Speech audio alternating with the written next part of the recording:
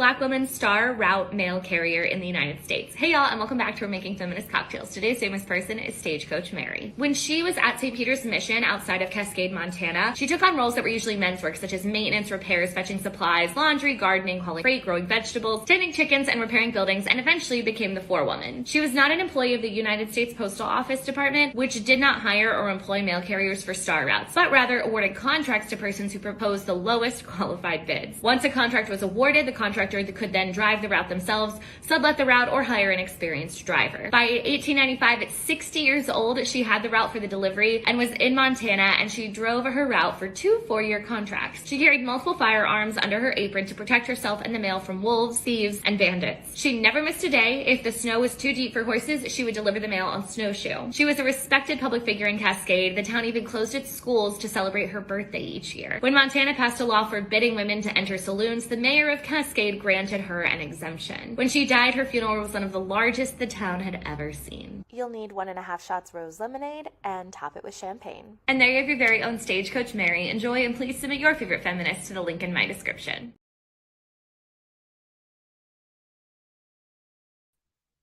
Hello. Thank you for joining me for Freeform Fridays here on Conversations with Taz.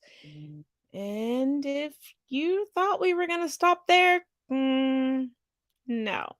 Let's talk about Donald J. Trump's ban on the trans community. Oh, y'all thought that wasn't a thing? Do you guys remember Trump's ban on transgendered military members? Even though having transgendered people in the military had no impact on readiness, and then Biden got elected and he reversed it because it's stupid? Well, guess what? Republican Florida Senator Marco Rubio just introduced legislation to bring it back. It's called the Ensuring Military Readiness Act. It adds more stringent requirements to make sure all service members' gender markers match their biological sex. And all those voters thought like Republicans were going to spend their time working to reduce inflation. Silly. The timing on this is pretty questionable because the military is in a recruiting crisis right now. And you have a whole population of people willing to give up their life for America. Something, by the way, that Rubio and Trump know nothing about. And you're telling them, no, you're not qualified because we don't like what might be in your pants. So why are they all obsessed with persecuting trans people at the moment? 3 reasons. Reason number 1, and this strategy is as old as time, just so long as you're blaming a powerless group, you're not blaming the powerful. Our productivity in America has gone through the roof, but our wages have remained stagnant for 40 years. Our politicians serve the needs of their rich donors. So just as long as we're blaming everything on trans people or gay people or black people or immigrants, we're not looking at them, and that helps them. So that's number 1. Number 2, white supremacy. And I know what you're going to say. What does trans people have to do with white supremacy? There's a reason why groups like Patriot Front target pride events. Because in their completely warped mind, they think that the LGBTQ community is part of a larger conspiracy to not have white children. So if you are swimming in that cocktail of hate and supremacy, you're going to target trans people. Reason number 3, some of them genuinely believe that if we are exposed to the LGBTQ community, that will make us gay. The reason why they think that is because it takes almost nothing for them to be influenced and get behind an asinine idea. And they think we're all like them. For example, I have a coworker who watched a YouTube video about Earth being flat, and now he's convinced the Earth is flat. There's no critical thought. That's why they refer to teaching as indoctrinating. All right. So they think that we are all as dumb as them.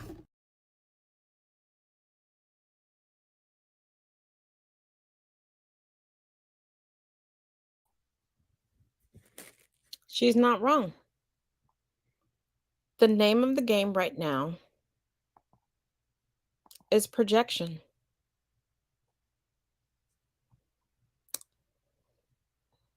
It is projection for protection.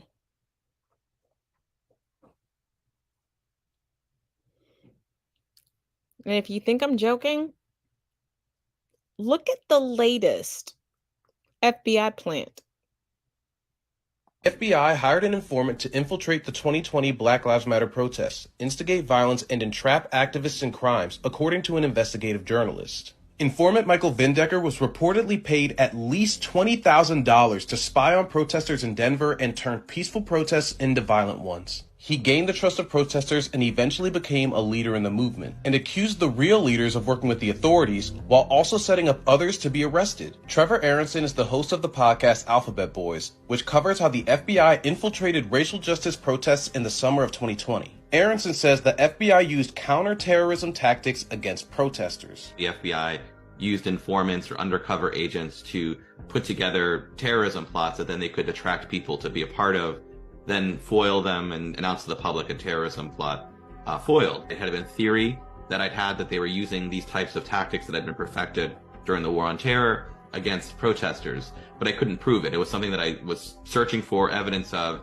and then finally a source was able to provide me with these records and these recordings that showed how the FBI had taken a violent felon and used him as an informant. The tactics are similar to another program that the FBI used from the 1950s to the early 70s called the Counterintelligence Program, or COINTELPRO. Under COINTELPRO, the FBI used informants to discredit, spy on, and disrupt political and civil rights organizations in the U.S. Targets included the Black Panther Party, the American Indian Movement, and Dr. Martin Luther King Jr. The intelligence was used to break up marriages, disrupt meetings, cast out people from their professions, and provoke targeted groups into conflicts that in some cases even resulted in death. In 1976, the actions taken under COINTELPRO were found to be illegal, and reforms were passed to regulate government surveillance and internal guidelines. But that all changed after 9/11. The FBI was granted enormous powers post 9/11 to pursue and find would-be terrorists.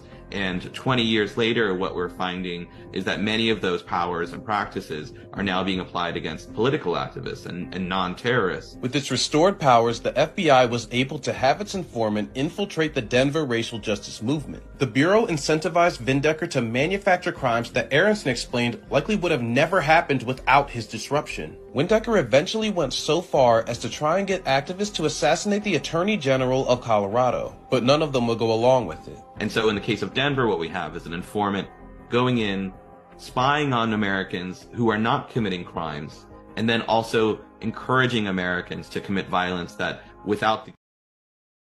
So what you have is what we've always had since the inception of the FBI, because let us not be daft. The FBI was incepted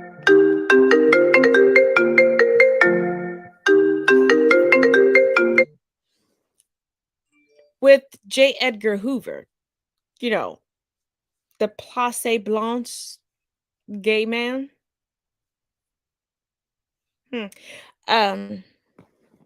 So yeah. They've been doing this since their inception. The United States government is built on a system of capitalism that's built on a system of racial hierarchy.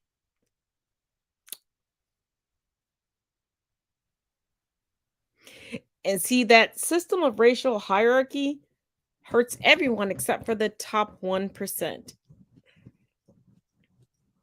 I'm not going to keep explaining to y'all night after night how that goes. But let's move on to the queen of racial hierarchy. Because if it wasn't for white privilege and the racial hierarchy, she wouldn't be on the congressional floor. Well, Marjorie Taylor Greene is still in our lives and providing her unique brand of national embarrassment and tomfoolery. But things are different now. She is part of the House majority and a member of the Homeland Security Committee's majority, a member who wants to split the homeland apart. The last thing I ever want to see in America is a civil war. No one wants that. At least everyone I know would never want that. But it's going that direction, and we have to do something about it. Well, those comments double down on her call for secession, made on President's Day, no less, when she tweeted, quote, "We need a national divorce. We need to separate by red states and blue states and shrink the federal government." She added, "Everyone I talk to says this, from the sick and disgusting woke culture issue shoved down our throats to the Democrats' traitorous America-last policies. We are done." Now, at the risk of taking Marge seriously, which is always a potential intellectual hazard, let's just play this out for just a hot minute, shall we? First of all, the last time Southerners like Marge proposed a national divorce, it was because they were holding 4 million African Americans hostage as slaves, and they didn't want to let them go. Today, roughly half of African Americans still live in the 11 southern states that comprise the Confederacy. And so if this national divorce happens, they would be trapped in an apartheid hellscape of a new country with zero health care, crappy public schools, barely a right to vote, and a full return to ownership by someone else of their bodies. Except this time, it wouldn't just be black women, it would be all women. And their leader would be someone like the gal who said, quote, "If I were black people today and I walked by one of those statues, the Confederate flag statues, I would be so proud because I would say, look how far I've come in this country." Yeah, man, you're not black. So full return to the status quo pre-13th Amendment. Yeah, that's a no. You're not locking our folks in the rubber room with you, lady. But that doesn't mean America isn't divided, because it is, deeply so, and has been for most of this nation's history. Red America and Blue America are in many ways already two countries. As political strategist Michael Pothorser explains, the United States is more like a federated republic of two nations, Blue Nation and Red Nation. It's a geographic and historical reality. That divide, he writes, is very similar, both geographically and culturally, to the divides between the Union and the Confederacy. But here's where things get interesting.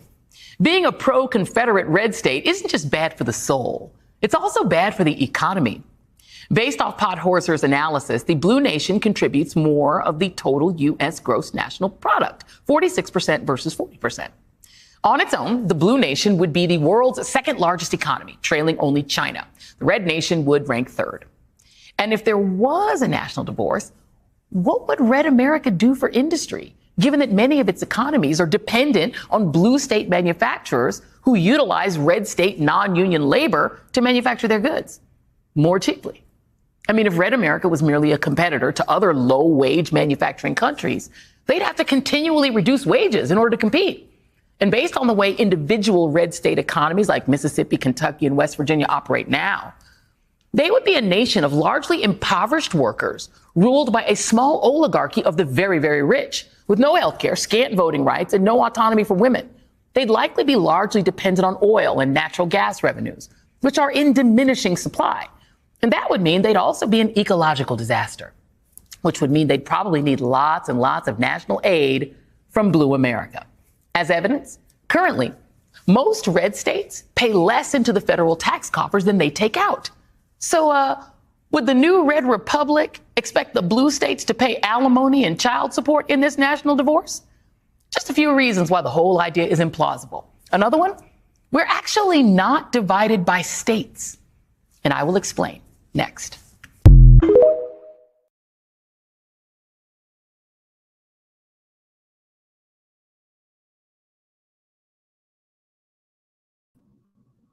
First of all, everything that Joy Reid already explained is why they're calling this a divorce and not a civil war as they have before, because we already know their lack of education because of the daughters of the Confederacy, the fathers of the revolution, the sons of the revolution, and so on and so forth. All of the legacy organizations that are purely white in this country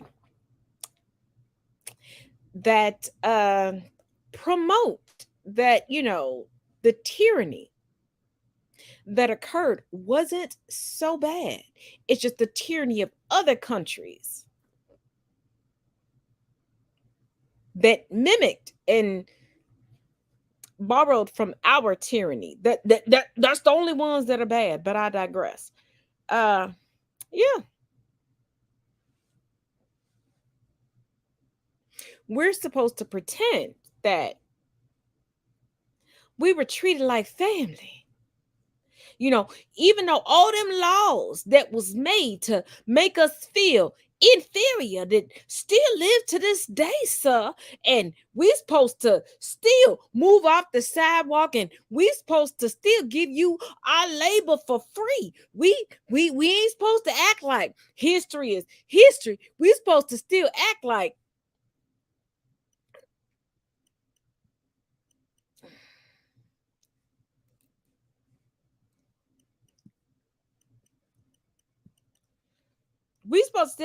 we we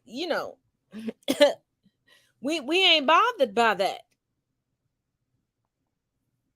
We supposed to still act like, we don't see the discrepancies. We supposed to be Toby.